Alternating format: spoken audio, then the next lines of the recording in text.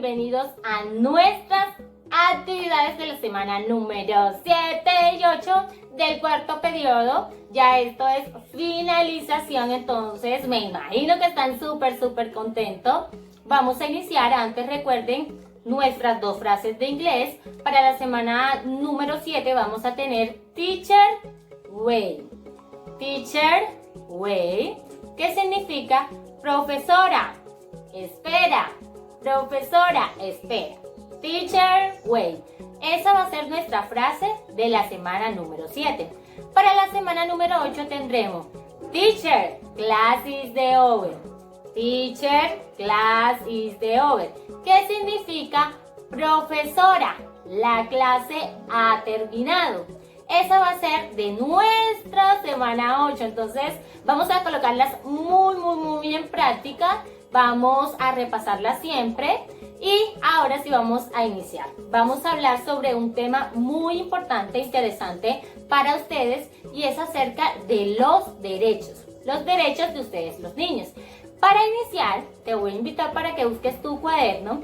Vas a colocar Blackboard con rojo, recuerda la fecha, y vas a responder estas dos preguntas. Primero, ¿cuáles son los derechos que tú conoces? Y segundo, ¿cuáles crees que son los derechos más importantes para ti y por qué? Estas van a ser esas dos primeras preguntas que vas a contestar.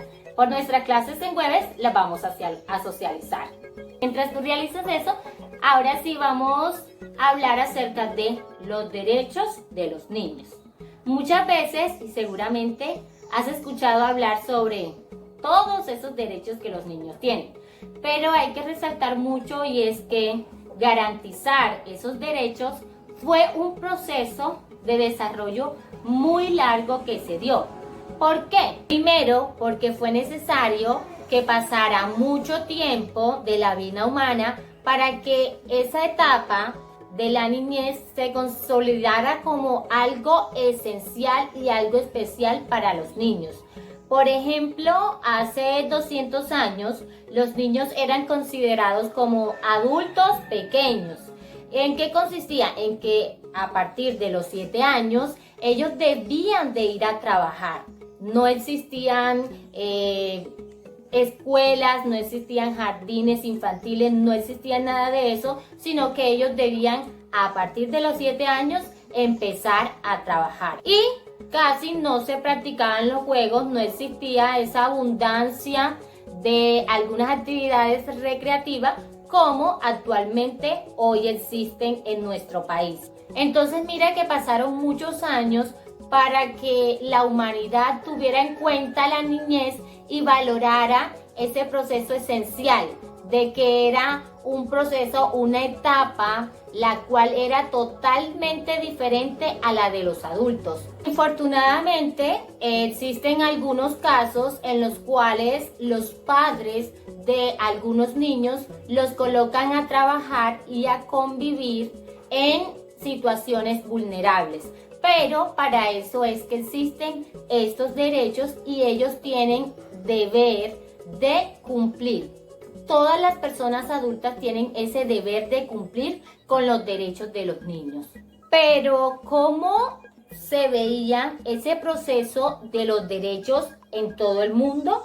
En Europa, en el siglo XIX, los niños debían trabajar largas jornadas de más de 9 horas diarias de minas y fábricas, y se les pagaba mucho menos que a los adultos que realizaban labores similares.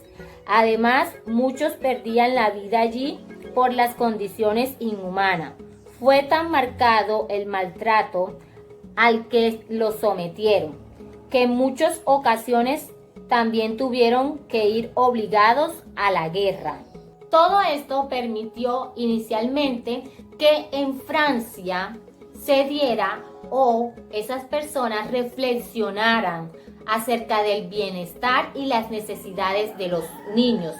Cuando ellos reflexionaron respecto a eso, fue cuando empezaron a realizar o a establecer unas normas que permitían y que protegían a cada uno de los niños. Entonces, en 1840, algunas leyes empezaron a protegerlos en su lugar de trabajo y posteriormente se estableció el derecho a la educación. Luego de todo esto, todos los países europeos empezaron a unirse y allí empezó a establecerse, empezó a conformarse esos derechos integrales y que debían de cumplirse para toda la niñez en todo el mundo.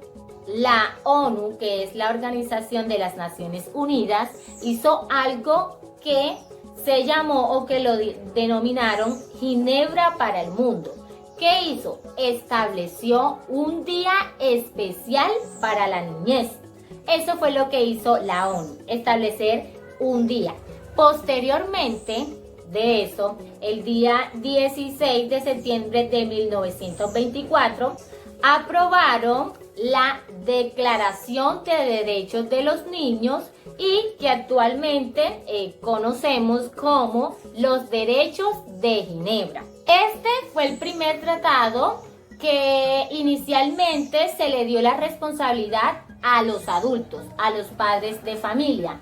Sin embargo, en 1959, la Asamblea General de las Naciones Unidas aprobó los derechos de los niños y reconoció que la humanidad debe dar al niño lo mejor que puede darle. Después de todo esto que pasó, que ocurrió, se establecieron 10 derechos fundamentales que debían ser inalienables, debían ejercerse, debían cumplirse. ¿Para qué? Para no vulnerar los derechos de los niños, para protegerlos, para velar que estuvieran bien. ¿Cuáles eran esos derechos?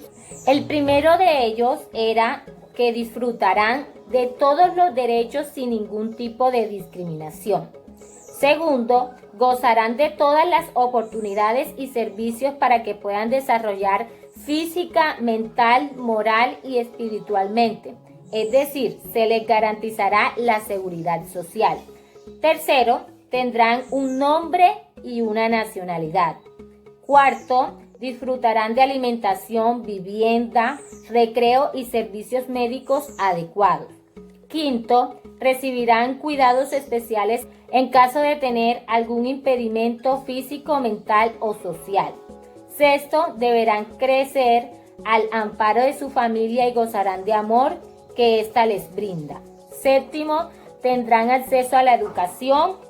Octavo, serán los primeros en recibir atención en caso de emergencia.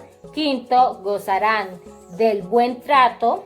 Décimo, serán protegidos por todos aquellos que representan discriminación por su raza, religión, cultura, que indique o que presente que se le están vulnerando los derechos.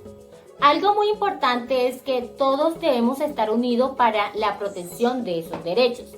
En el caso tal de que los padres se lleguen a separar, los niños siempre deben de estar en contacto con cada uno de ellos. En caso tal de que los padres no existan, el gobierno debe quedar con la responsabilidad de que los niños, a esos niños, se les cumpla cada uno de estos derechos, como por ejemplo el derecho a tener una vivienda, una casa, salud, educación. Todo eso, en caso tal de que los padres no estén, ellos son quienes deben garantizar que se cumplan cada uno de esos derechos en ellos. A pesar de las circunstancias que de pronto suelen pasar y que no siempre se respetan los derechos, por ejemplo en Asia, los derechos no son normas reglamentales. Entonces ellos lo que hacen es dejar a sus hijos, a los niños botados, y esto pues ellos dicen que lo hacen porque dicen que los niños son una carga económicamente. También en Irán el derecho a la educación está restringido, no se da debido al conflicto armado. Entonces, esto que sucede en muchos otros países es que le están vulnerando los derechos a los niños. es ahí donde entramos a decir que no siempre se respetan en algunos países, dependiendo cada estado lo que ha establecido, no respetan algunos de estos derechos. Sin embargo, eso que ellos están haciendo es algo que no deben hacer. ¿Por qué? Porque los derechos de los niños no son permitidos que se vulneren. Además, la responsabilidad no solamente está en el gobierno, en el Estado, también está en los padres de familia, en los maestros, en las instituciones privadas y públicas que cuenten y que estén a cargo de la niñez, de la primera infancia. Todos estos entes son los encargados de velar que se cumplan los derechos a cada uno de los niños. Y un dato muy interesante que vamos a encontrar es que todos los niños, ustedes los niños, deben conocer cuáles son sus derechos, pero al mismo tiempo deben de respetar los derechos a los demás niños. Es decir, que debe estar entre los dos, debe haber un respeto. Tú respetas mis derechos y yo respeto tus derechos. La familia es el primer grupo en el que se viven los derechos, pero al mismo tiempo en donde se aprenden y se cumplen los deberes. De allí es donde se desprende de cada uno de los niños el respeto por los compañeros, por cada uno de los integrantes del colegio, por las personas de la sociedad. Unos deberes que ellos también deben de conocer es, primero, el respetar las opiniones y costumbres de los demás. Segundo, respetar las leyes que rigen la sociedad. Tercero, respetarse a ellos mismos. Cuarto, respetar y cuidar el medio ambiente. Quinto, respetar la patria. Entonces, es importante que entiendan que, así como los niños tienen derechos, también tienen deberes.